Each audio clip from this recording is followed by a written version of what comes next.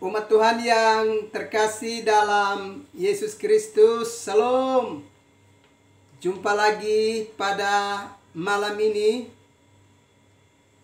4 April 2022. Kita sudah melakukan berbagai aktivitas kita sepanjang hari ini. Dan kita sudah tiba pada malam pemberian Tuhan. Karena itu, marilah kita mengangkat syukur kita kepada Tuhan serta mendengarkan kebenaran firman-Nya. Kita berdoa. Ya Bapa, kami sungguh membutuhkan firman-Mu supaya kami bisa memperoleh kekuatan serta kehidupan untuk ada di tengah-tengah dunia yang syarat dengan berbagai pergumulannya. Karena itu datanglah dan berkati kami sekalian. Demi Yesus Kristus yang adalah firman yang hidup itu, kami berdoa. Amin. Umat Tuhan yang terkasih dalam Yesus Kristus, kita membaca kebenaran firman Allah dalam Injil Lukas pasal 23, ayatnya yang pertama sampai dengan ayatnya yang ke-7. Lalu bangkitlah seluruh sidang itu dan Yesus dibawa menghadap Pilatus. Di situ mereka mulai menuduh dia, katanya, "Telah kedapatan oleh kami bahwa orang ini menyesatkan bangsa kami dan melarang membayar pajak kepada Kaisar. Dan tentang dirinya ia mengatakan bahwa ia adalah Kristus, yaitu Raja." Pilatus bertanya kepadanya, "Engkaukah Raja orang Yahudi?" Jawab Yesus, "Engkau sendiri mengatakannya." Kata Pilatus kepada imam-imam kepala dan seluruh orang banyak itu, "Aku tidak mendapati kesalahan apapun pada orang ini." Tetapi mereka makin kuat mendesak, katanya, "Ia menghasut rakyat dengan ajarannya di seluruh Yudea. Ia mulai dari Galilea dan sudah sampai ke sini." Ketika Pilatus mendengar itu, ia bertanya, "Apakah orang itu seorang Galilea?" Dan ketika ia tahu bahwa Yesus seorang dari wilayah Herodes, ia mengirim dia menghadap Herodes, yang pada waktu itu ada juga di Yerusalem. Bapak, Ibu, saudara-saudara yang terkasih di dalam Yesus Kristus. Saat ini sebagai umat Kristen, kita berada di perayaan minggu-minggu sengsara. Minggu-minggu di mana kita mesti berefleksi bahwa betapa karena kita terikat oleh kuasa dosa yang begitu hebat, dan karenanya Yesus telah mengalami penderitaan, berjuang untuk melepaskan kita dari ikatan kuasa dosa dan maut, supaya kita bisa mengalami keselamatan kekal. Dan biarlah di perayaan minggu-minggu sengsara ini, masing-masing kita bisa dapat berefleksi bahwa akibat dari dosa itu adalah penderitaan dan kematian. Dan karenanya sudah waktunya kita mesti berhenti dengan perilaku-perilaku yang jahat, yang menyebabkan kita terus terikat dengan berbagai dosa di dalam hari-hari hidup kita di bumi ciptaan Tuhan ini. Kita mesti ingat bahwa akibat dari dosa dan kesesatan hidup kita itulah yang telah mengantarkan Yesus mengalami penderitaan yang hebat. Dan karena itu Saat ini sebagai gereja Tuhan, kita sedang merayakan minggu-minggu sengsara untuk mengingatkan kembali betapa Tuhan mengasihi kita dan telah menderita bagi kita sekalian. Bapak, Ibu, saudara-saudara yang terkasih di dalam Yesus Kristus, penderitaan seringkali menghampiri kita. Dan tak henti-hentinya penderitaan itu dapat kita alami di dalam hidup kita. Pada saat kita menghadapi satu penderitaan dan bergumul untuk melepaskan diri kita dari penderitaan itu, muncul lagi penderitaan yang lain yang terus secara silih berganti, mengekang dan mengikat kehidupan kita begitu kuat, sehingga pada waktu tertentu kita merasa sangat tidak berdaya.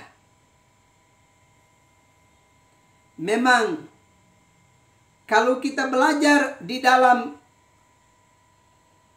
kesaksian kitab suci, bukan saja hari ini kita mengalami berbagai penderitaan di dalam hidup kita, tapi para nabi, orang-orang yang sungguh-sungguh hidup mengikat diri kepada Tuhan dan dipakai Tuhan secara luar biasa untuk mewartakan karya keselamatan bagi kehidupan dunia ini, pun mengalami berbagai wujud dan penderitaan di dalam hidup mereka. Kita ingat misalnya Nabi Yeremia.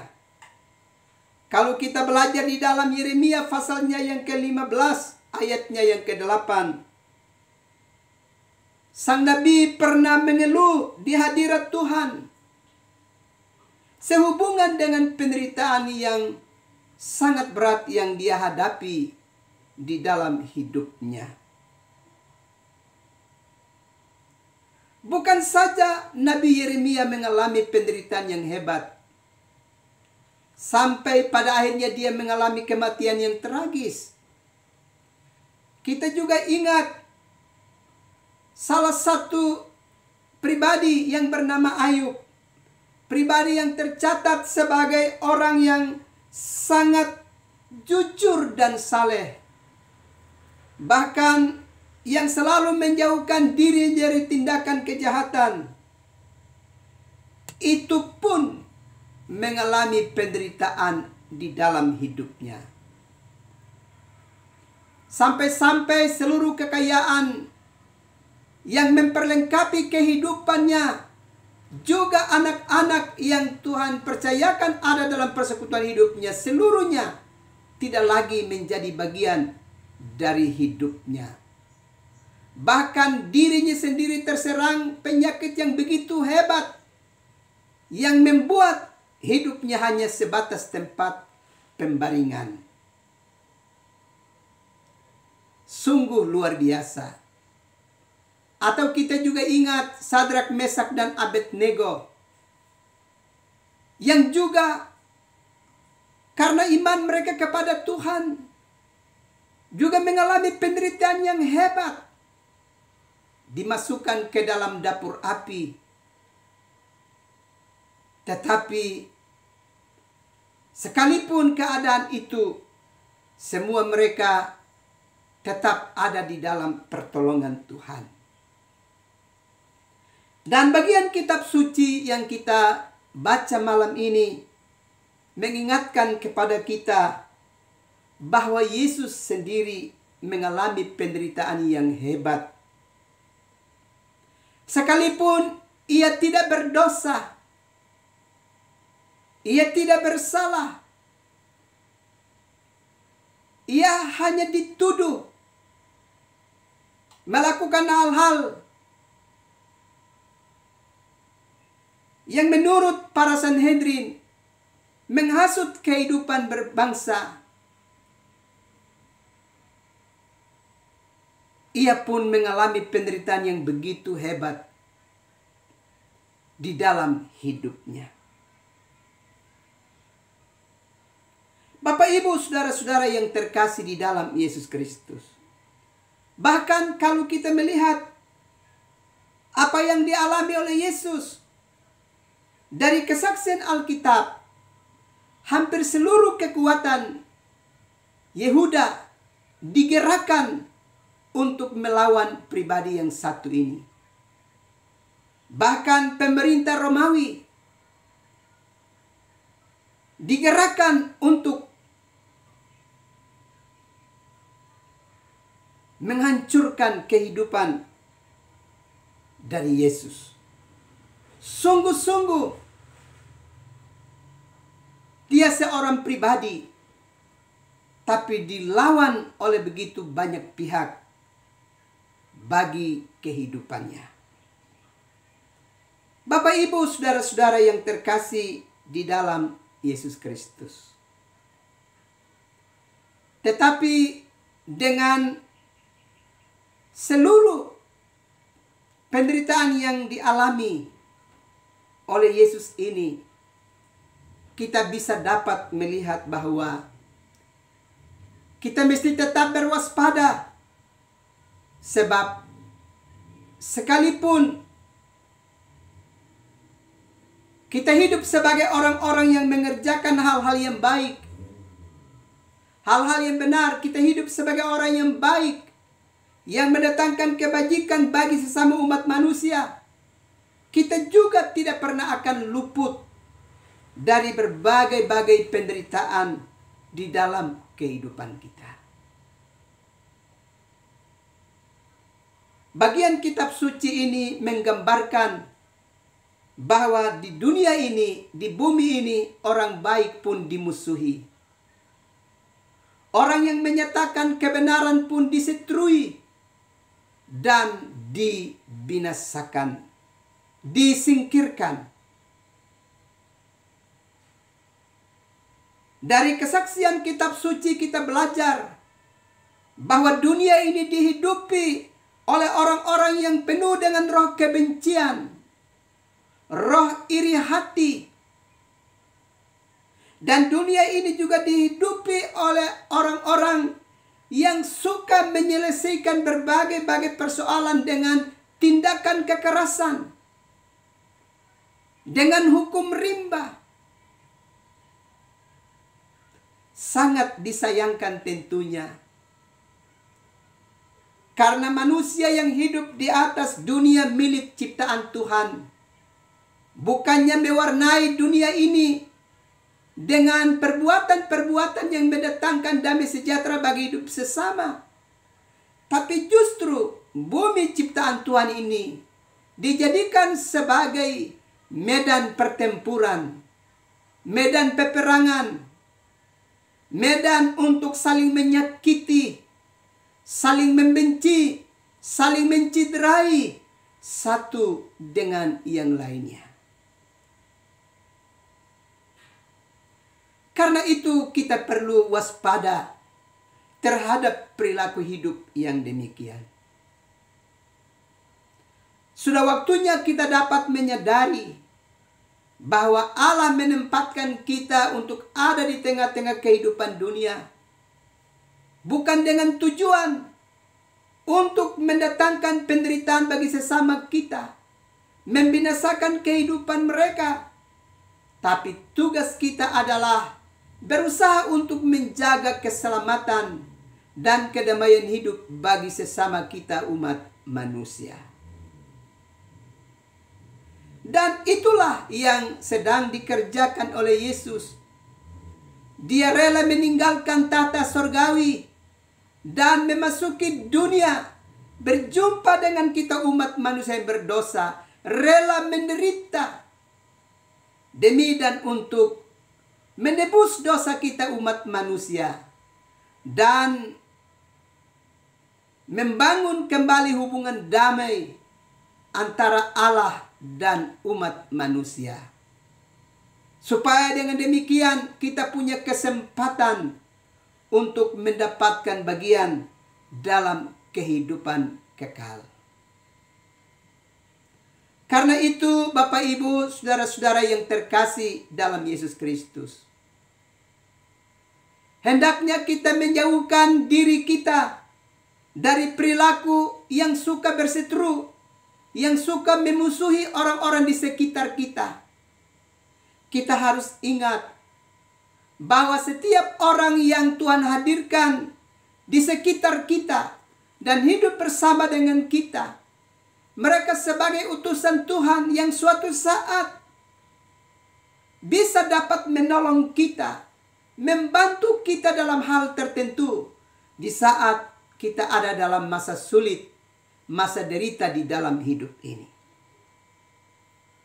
Karena itu, hentikan perangai-perangai hidup yang suka saling membenci dan saling menciderai satu terhadap yang lainnya. Hentikan juga perilaku berbohong dan perilaku menghasut untuk mendatangkan derita bagi sesama, sebagaimana yang dilakukan oleh kelompok Sanhedrin terhadap Yesus. Mereka berusaha untuk terus menghasut dan terus berjuang habis-habisan, memaksakan kehendak dengan berbagai hasutan untuk mau menyingkirkan Yesus. Ingatlah, perilaku hidup seperti ini perilaku yang membahayakan. Perilaku seperti ini akan mendatangkan penderitaan, akan membuat sesama kita meneteskan air mata, mengalami penderitaan di dalam kehidupan mereka. Perilaku ini akan membuat kita senang di atas penderitaan orang lain. Karena itu berhenti dengan roh-roh perusak demikian yang merusak relasi dalam hidup bersama. Biarlah di minggu sengsara ini kita terus berefleksi dan mengalami pertobatan sungguh-sungguh, sehingga kita benar-benar hidup sebagai umat kepunyaan Tuhan di tengah-tengah kehidupan dunia ini. Kiranya Tuhan memberkati kita sekalian. Amin. Mari kita berdoa. Tuhan Yesus, terima kasih karena Tuhan begitu setia memberkati kami dengan kebenaran firman-Mu. Terima kasih Bapa. Tolong kami supaya kami sungguh-sungguh menjalani hari-hari hidup kami seturut dengan kehendak-Mu. Tapi roh-roh kedagingan yang menguasai kehidupan kami, yang suka menghasut dan mendatangkan derita atas hidup sesama, Tuhan menjauhkan itu dari tengah-tengah hidup kami. Terima kasih Bapa, malam sudah menjadi bahagian buat kami. Sesaat sebentar kami akan beristirahat. Tapi malam ini hamba berdoa untuk umat-Mu yang ada dalam penderitaan sakit. Mereka yang sakit di rumah tangga mereka, yang sedang menjerit dan bergumul untuk mendapatkan pertolongan. Ya Bapa, tumpangkanlah tangan-Mu ke atas mereka dan beri urapan khusus kepada umat-Mu yang mengalami penderitaan. Biarlah mereka dipulihkan dalam kasih karunia-Mu. Juga umat-Mu yang menderita, yang sedang mencari perawatan medis di rumah-rumah sakit, baik yang ada di Kota Kupang maupun yang ada di rumah-rumah sakit di Pulau Jawa, di Surabaya, Bandung, Jakarta, dan di mana saja umat-Mu sedang mencari perawatan medis untuk memperoleh pemulihan. Kami mohon kepada-Mu kiranya Allah turut bekerja dalam seluruh perjuangan umat-Mu.